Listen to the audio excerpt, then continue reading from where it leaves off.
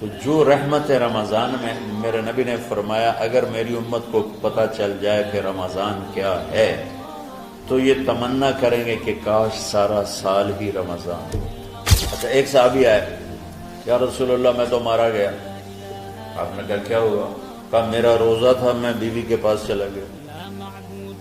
آپ نے کہا تو پھر تو غلام آزاد کر، کفارہ دے۔ کہا جی میں تو خود غریب آدمی ہوں، غلام کہاں سے آزاد خریدنا پڑے؟ آپ نے فرمایا پھر آخر یہ کہ 60 روزے مسلسل رکھنے ہوتے ہیں جو کفارے کے ہوتے ہیں۔ وہ کہنے لگا ایک روزے چاہے کم کیتا ہے 60 روزے اچ میں کی کریں۔ آپ نے کہا ادھر آ، یہ کھجوریں لے جا اور 60 گھروں میں تقسیم کر دے۔ کہنے لگا یا رسول اللہ، اللہ کی قسم مدینے میں مجھ سے غریب کوئی نہیں، آپ ایسا کرو یہ میرا کفارہ مجھے ہی صدقہ کر دو۔ تو آپ اتنا ہنسے کہ یہ آخری دانت نظر آنے لگے۔ بہت کم ایسا ہوتا تھا۔ رمضان علم کا مہینہ ہے، سونے کا نہیں ہے، کھانے کا نہیں ہے، سموسے پکوڑے کا نہیں ہے، رمضان علم کا مہینہ۔ یہ رمضان کی سب سے بڑی تیاری، مشکل کام آپ یہ سیکھ لیں۔ صاف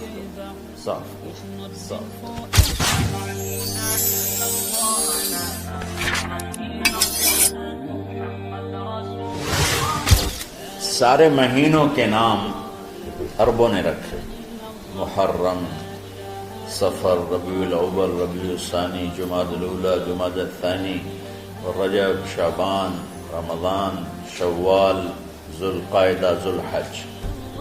اس میں جو رمضان ہے یہ نام اللہ نے رکھا، باقی مہینوں کے نام تو رکھے عربوں نے۔ پھر ان کی زبان پہ اللہ لایا رمضان، چونکہ ابھی تو دنیا بھی نہیں بنی تھی اور اللہ نے قرآن کی تلاوت فرمائی تھی، تو اس قرآن میں تھا شہر رمضان الذی انزل فیہ القرآن۔ تو رمضان کا نام اللہ نے پہلے سے چن رکھا تھا، پھر ان سے رکھوا دیا۔ رمضان کہتے ہیں رمض یرمز، جل جانا، جل جانا۔ رمضان کو رمضان کیوں کہتے ہیں؟ اس میں گناہ جل جاتے ہیں۔ مسلمان پہلا روزہ رکھتا ہے اور اس کے گناہ اللہ جلانا شروع کرتا ہے، اس کی بھوک پہ آس کی آگ میں گناہوں کو ڈالتا ہے، جلاتا ہے۔ آخر 29 رمضان یا 30 رمضان آخری رات اللہ تعالیٰ اس کی پچھلے سال کے سارے گناہ معاف فرما دیتا ہے۔ تو اس کو اس سے تشبیہ دی گئی کہ جیسے جلنے سے چیز ختم ہو جاتی ہے، رمضان کے روزے کی بھوک اور پیاس کی تپش سے اللہ تعالیٰ پچھلے سال کے سارے گناہوں کو معاف فرما دیتا ہے۔ تو ہم نے رمضان میں شروع کی کہ یہ رحمتوں کا مہینہ، ہر چیز کی برکت کا مہینہ، ہر شے کی اللہ کی طرف سے فراوانی اس میں ہے، علم کی بھی، ہدایت کی بھی، رزق کی بھی۔ پھر اللہ نے اس مہینے کا نام خود رکھا شہر رمضان، شہر رمضان۔ اس میں شب قدر رکھی، اس میں رات کی ایک نماز۔ اچھا پہلی امتوں پہ روزہ فرض تھا افطاری سے افطاری، افطاری سے افطاری، بہت شدید تھا، 24 گھنٹے کا روزہ۔ بس افطاری کے بعد آنکھ لگ جاتی تو روزہ اگلا شروع ہو جاتا۔ تو ہم پر بھی پہلے ایسے ہی روزہ ہوتا رہا، افطاری سے افطاری۔ تو ابن سرمہ رضی اللہ تعالی عنہ اونٹ چرانے والے تھے، وہ شام کو لوٹے تو بیوی سے پوچھا کوئی افطاری کا سامان ہے؟ انہوں نے کہا ہے تو نہیں، میں کہیں سے لے آتی ہوں۔ وہ گئیں افطاری کا کوئی سامان لینے، ان کو تھوڑی دیر ہو گئی اور ان کی آنکھ لگ گئی، تھکے ہوئے تھے، سورج ڈوب گیا۔ جب وہ آئیں تو ان کا ہائے سرمہ تو ہلاک ہو گیا۔ کیا ہوا؟ کہا اگلا روزہ شروع ہو کیونکہ تیری آنکھ لگ گئی۔ تو انہوں نے کہا چلو کوئی بات نہیں، لیکن ظہر کے وقت بے ہوش ہو گئے۔ ایک روایت میں آتا ہے نماز پڑھنے آئے اور گر گئے، اور ایک میں آتا ہے گھر میں بے ہوش ہوئے۔ تو جو بھی صورتحال تھی اللہ کے نبی کو پتہ چلا۔ کیا ہوا؟ سرمہ کو کہا جی وہ افطاری کر نہیں سکے تو روزہ شروع ہو گیا تو بے ہوش ہو گئے. تو اللہ کے نبی رنجیدہ ہوئے تو اللہ تعالیٰ نے قرآن اتار دیا، چلو میرے محبوب ساری رات کھاؤ حتی یتبین لکم الخیط الابیض من الخیط الاسود من الفجر، کہ میرے محبوب صبح صادق تک آپ کی امت کو اجازت ہے کھاؤ. پہلی امتوں پر افطاری سے افطاری، لیکن ان کی نماز تراویح نہیں تھی. تو ہمیں اللہ تعالیٰ نے دیا سحری تک پوری رات. اچھا ایک صحابی آئے، یا رسول اللہ میں تو مارا گیا. آپ نے کہا کیا ہوا؟ کہا میرا روزہ تھا، میں بیوی کے پاس چلا گیا. آپ نے کہا تو پھر تو غلام آزاد کر، کفارہ دے. کہا جی میں تو خود غریب آدمی ہوں، غلام کہاں سے آزاد خریدنا پڑے. آپ نے کہا 60 مسکینوں کو کھانا کھلا. کہ میں آپ مسکین ہیں، میں کینوں کھانا کھلاؤں. آپ نے فرمایا پھر آخری ہے کہ 60 روزے مسلسل رکھنے ہوتے ہیں جو کفارے کے ہوتے ہیں. وہ کہنے لگا ایک روزے چاہے کم کیتا ہے 60 روزے جو میں کی کریں. آپ نے فرمایا اچھا ٹھیک ہے بیٹھ جاؤ. بیٹھ گئے. تھوڑی دیر ہوئی تو ایک انصاری صحابی کھجوروں کا ٹوکرا لے کر آیا کہ یا رسول اللہ یہ صدقے کی کھجوریں تقسیم فرما دیں. تو آپ نے فرمایا بھائی وہ کدھر ہو؟ کہا جی بیٹھا ہوں. آپ نے کہا ادھر آ، یہ کھجوریں لے جا اور 60 گھروں میں تقسیم کر دے. سبحان اللہ. اللہ نے اس امت کو لاڈ لڈائے ہیں، یہ اللہ کی لاڈلی امت. عجیب واقعہ یہ. کہنے لگا یا رسول اللہ کی قسم مدینے میں مجھ سے غریب کوئی نہیں، آپ ایسا کرو یہ میرا کفارہ مجھے ہی صدقہ کر دو. تو آپ اتنا ہنسے کہ یہ آخری دانت نظر آنے لگے. بہت کم ایسا ہوتا تھا. فضحك حتى بدت نواجذه، ایسا ہنسنا آپ کبھی کبھی ہنستے تھے کہ آخری دانت پورا منہ کھل جائے. تو آپ اتنا ہنسے کہ آخری دانت تک نظر آنے لگے. تو آپ نے کہا اچھا جا لہ جا تیرے واسطے، لیکن یہ صرف تیرے لیے اور کسی کے لیے نہیں. تو جب ایسی خیانت ہوئی تو اللہ تعالیٰ نے دوسرا حکم بھی اتار دیا، باشروہن، کہ تمہارے لیے بیوی بھی حلال ہے، کھانا بھی حلال ہے جب تک صبح صادق نہیں ہو جاتی. لیکن اللہ نے ہمیں ایک نماز عطا فرما دی جس کو ہم آج صلاۃ التراویح کہتے ہیں. میرے نبی کے زمانے میں اسے قیام اللیل کہا جاتا تھا. تراویح کا نام کب پڑا اس کا تو مجھے پتہ نہیں، کہیں نہ کہیں لکھا ہوگا، لیکن صحابہ کے دور میں اس نماز کا نام تھا قیام اللیل. اس لیے حضرت عائشہ رضی اللہ تعالیٰ عنہ کی روایت ہے جس سے 8 رکعت والے حضرات استدلال کرتے ہیں کہ رمضان اور غیر رمضان میں اس کو امام بخاری نے قیام اللیل کا ہی عنوان دیا ہے. آپ نے 11 رکعت سے زیادہ نماز نہیں پڑھی. ایک ضعیف روایت میں ہے کہ آپ نے 3 دن پڑھائی نماز. یہ تو صحیح روایت ہے. کتنی رکعت پڑھائی؟ تو ایک ضعیف روایت میں ہے کہ 20 رکعت پڑھائی.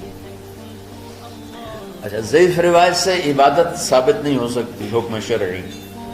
تو جب حضرت عمر رضی اللہ تعالیٰ عنہ نے سب کو، میرے نبی کے دور میں 3 دن کے بعد آپ تو آئے نہیں کہ کہیں فرض نہ ہو جائے، تو صحابہ اپنے طور پر قرآن سنتے تھے ٹولیوں میں. صدیقی دور میں 2 سال وہ فتنوں میں گزرا، تو اس میں بھی اسی طرح چلا کہ ٹولیوں میں ہوتی. حضرت عمر رضی اللہ عنہ کے زمانے میں حکومت مضبوط ہو گئی، طاقتور ہو گئے. تو ابتدائی سالوں میں نہیں، چند سالوں کے بعد اب مسجد میں تشریف لائے تو لوگ اس طرح کوئی 4 ادھر 4 ادھر 5 ادھر 10 ادھر 20 ادھر. کہنے لگے ان کو ایک امام پہ جمع کر دیا جائے تو کتنا اچھا ہوگا.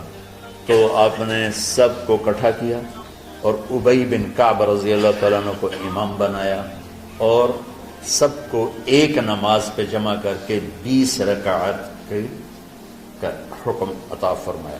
تو حضرت عمر کا یہ عمل اس حدیث کو مضبوط کر دیتا ہے کہ جو کہ میرے نبی نے کہا علیکم بسنتی و سنت الخلفاء الراشدین من بعدی، کہ میری اور میرے خلفاء راشدین کی سنت پر مضبوطی سے عمل کرنا. تو حضرت عمر کا جو 20 رکعت طے کرنا ہے، اگر ان کا اپنا اجتہاد ہے تو بھی ہمارے لیے عمل کے لیے کافی ہے. اور اگر ان کو یہ یاد ہے کہ میرے نبی نے 20 پڑھی تھیں تو اور زیادہ اچھی بات ہے، لیکن بہرحال جو 8 پڑھتا ہے ہمارا اس پہ بھی کوئی اعتراض نہیں، کیونکہ وہ بھی حدیث کے ساتھ بات کرتا ہے، اور باقی پوری امت 20 پڑھتی ہے، ان پر بھی اعتراض نہیں۔ میں ایک جگہ سے گزر رہا تھا، نماز کا وقت ہو گیا، اہل حدیث کی مسجد تھی، میں وہاں نماز پڑھنے چلا گیا تو ایک بہت بڑا اشتہار لکھا ہوا تھا، 20 تراویح ثابت کرنے والے کو 5 لاکھ روپے انعام۔ کس قدر بے وقوفی ہے اور کس قدر احمقانہ یہ امت کی باتیں ہیں کہ 20 تراویح، سینکڑوں سال سے امت کا عمل 20 تراویح آ رہا ہے۔ تراویح کا نام جو پڑھا مجھے یوں لگتا ہے کہ اہل مکہ، یعنی اہل مکہ جو تھے نا، وہ 4 تراویح پڑھ کے ایک طواف کرتے تھے، تو وہ آرام کے لیے ہوتا، ترویحہ آرام، تھوڑی دیر کا آرام، تو 4 تراویح کے بعد ایک طواف کرتے تھے، وہ چھوٹا سا طواف 10 منٹ میں ختم ہو جاتا تھا، اور پھر 4 تراویح پڑھتے تھے، پھر طواف کرتے تھے، پھر 4 پڑھتے تھے، پھر طواف کرتے تھے۔ یہ صحابہ کے تھوڑے بعد کے دور کی بات۔ تو مدینے والوں کو پتہ چلا کہ مکے والے تو یہ کرتے ہیں، وہ کہنے کے آسان کی کری، انہوں نے کہا 40 تراویح پڑھا، 40 رکعت، وہ 40 رکعت پڑھتے تھے۔ تو نوافل میں کوئی سختی نہیں کہ بھائی 8 سے زیادہ نہیں پڑھنی، بدعت ہو جائے گی، اور 20 پڑھنا بدعت ہے، یہ سب جہالت کی بات ہے۔ یہ 8 پڑھ رہے ہیں یہ غلط ہے، یہ بھی حماقت کی بات ہے۔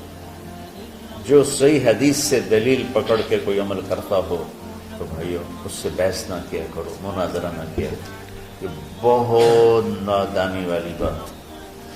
آج کل جو یہ ہمارے افطاری کے اوقات ہیں، یہ سورج ڈوبنے کے بھی 2-2.5 منٹ بعد کے ہیں کہ احتیاطاً، ٹھیک ہے چلو احتیاط کر لو کوئی مسئلہ نہیں، لیکن اصل ہے ادھر چونکہ اب سورج ہمیں نظر ہی نہیں آتا ہے، اس طرح ہم گھرے ہوئے ہیں شہروں میں، دیہاتوں میں بھی اب اس طرح کا ماحول ہے کہ وہ نظر نہیں آتا ہے، تو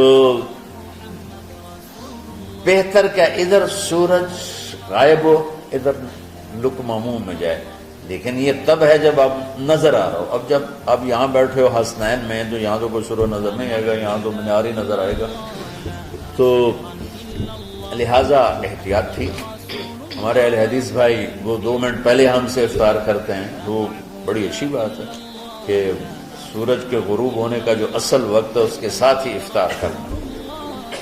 اور سحری میں ایک واقعہ سناتا ہوں، آپ سحری کھا رہے تھے، بکرے کی سری پکی ہوئی تھی، تو مولا علی رضی اللہ تعالیٰ عنہ اور رباز بن ساریہ رضی اللہ تعالیٰ عنہ آپ کے ساتھ کھانا کھا رہے تھے، تو حضرت بلال ہے، یا رسول اللہ وقت ختم ہو گیا ہے، میں اذان دینے جا رہا ہوں، آپ برائے مہربانی کھانا پینا بند کریں، اور یہ کہہ کر چلے گئے۔ چھت، ایک انصاری عورت تھی، اس کے گھر کی چھت پہ چڑھ کے اذان دیتے تھے، چڑھنے لگے تو پھر واپس آئے کہ دیکھوں اللہ کے نبی نے کھانا چھوڑ دیا یا نہیں، آ کے دیکھا تو وہ کھا رہے تھے، انہوں نے کہا یا رسول اللہ واللہ لقد اصبحت، یا رسول اللہ اللہ کی قسم سحری کا وقت ختم ہو گیا، صبح ہو گئی، تو آپ نے ہاتھ پیچھے کر لیا، کہہ رہے تیرا بھلا ہو بلال، ابھی وقت باقی تھا، تیرے قسم کھانے پر اللہ نے اس کو پہلے نکال دیا کہ تیری قسم کہیں جھوٹی نہ پڑ جائے۔ تو حضرت علی نے فرمایا کہ اگر بلال قسم نہ کھاتے تو جب تک میرے نبی کھاتے رہتے صبح صادق نہیں ہونی تھی، تو بالکل آخری وقت میں آپ کھاتے تھے تاکہ کم سے کم وقت امت پہ بھوک کا آئے۔ تو اللہ تعالیٰ آپ کے علم میں برکت دے۔ رمضان علم کا مہینہ ہے، سونے کا نہیں ہے، کھانے کا نہیں ہے، سموسے پکوڑے کا نہیں ہے، رمضان علم کا مہینہ۔ تو اب جب دوبارہ تھوڑا سا موسم ٹھنڈک کی طرف گیا اور رات کچھ تھوڑی لمبی ہونے لگی تو